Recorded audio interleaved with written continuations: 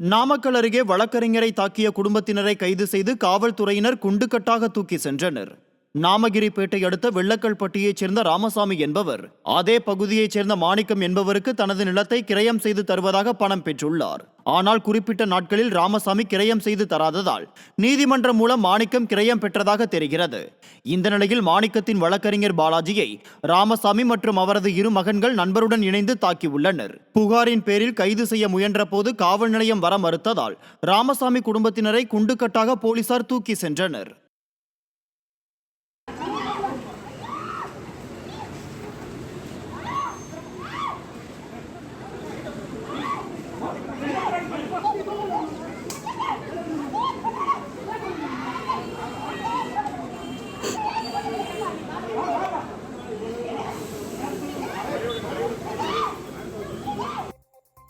நீலகிரி மாவட்டம் கூடலூர் அடுத்த முதுமலை வளர்ப்பு யானைகள் முகாமில் உள்ள குட்டி யானைகளுக்கு சிறப்பு கும்கி பயிற்சி அளிக்கப்பட்டு வருகிறது. ஆஸ்கர் விருது வென்ற திரைப்படத்தில் நடித்த பொம்மி யானை உள்ளிட்ட குட்டி யானைகளுக்கு இப்பயிற்சி அளிக்கப்படுகிறது.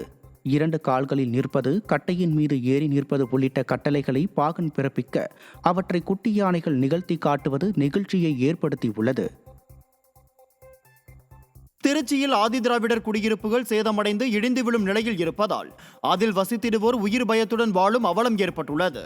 ஸ்ரீரங்கம் தொகுதிக்குட்பட்ட கொடியாலம், புலிவலம் உள்ளிட்ட பகுதிகளில் கடந்த 20 ஆண்டுகளுக்கு முன்பு ஆதிதிராவிடர் நலத்துறை சார்பில் வீடுகள் கட்டித்தரப்பட்டுள்ளன. தற்போது அந்த வீடுகளின் சுவர்கள் சேதமடைந்து குடியிருக்க தகுதியற்ற நிலையில் காணப்படுவதாக குடியிருப்பு வாசிகள் வேதனை தெரிவித்துள்ளனர். விடிய அரசு நிர்வாகம் பாதிக்கப்பட்ட பட்டியலின மக்களுக்கு பழைய வீடுகளை இடித்து புதிய வீடுகளை கட்டித்தருமாறு அப்பகுதி வாசிகள் கோரிக்கை விடுத்துள்ளனர். இப்போ 2 நாள் தொடர்ந்து பெஞ்ச மழையில் பார்த்தீங்கன்னாக்கா இவங்கெல்லாம் யாரும் வீட்டுக்குள்ளே தூங்கவே இல்லை. எல்லாம் முன்னாடி இப்படி அஸ்பதா சீட்டு, இது மாதிரி வசதி இல்லாதவங்க இந்த கோயில், பள்ளிக்கூடம், அடுத்தவங்க வீட்டில் இப்படி தான் போய் படுத்துருக்காங்க. குழந்தை குட்டிகளை வச்சு உள்ளே படுக்கிறதுக்கு பயப்படுறாங்க. அதனால் அரசு உடனடியாக கவனத்தில் எடுத்துக்கிட்டு இந்த மாதிரி இடிஞ்சு போன வீட்டுகளை உடனே மராமத்து செஞ்சு கொடுக்கணும்னு நாங்கள் கேட்டுக்கிறோம்.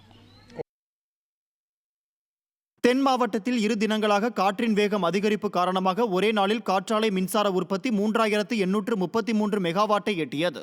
தமிழகத்தில் காற்றாலை மின் உற்பத்தி மின் தேவைகளை பூர்த்தி செய்வதில் முக்கிய பங்கு வகிக்கிறது. தமிழகத்தில் 13,000க்கும் மேற்பட்ட காற்றாலைகள் உள்ளன. தென் மாவட்டங்களான நெல்லை, கன்னியாகுமரி, தூத்துக்குடி மாவட்டங்களில் 7,000க்கும் அதிகமான காற்றாலைகள் நிறுவப்பட்டு மின் உற்பத்தி செய்யப்பட்டு வருகிறது. தமிழகத்தில் கடந்த சில நாட்களாக பெய்து வரும் கனமழை காரணமாக மின் உற்பத்தி 1000 மெகாவாட்டிற்கும் கீழ் குறைந்த நிலையில் தற்போது காற்றின் வேகம் அதிகரிப்பால் ஒரே நாளில் தென் மாவட்டங்களில் உள்ள காற்றாலை மின் உற்பத்தி 3833 மெகாவாட்டை எட்டியது.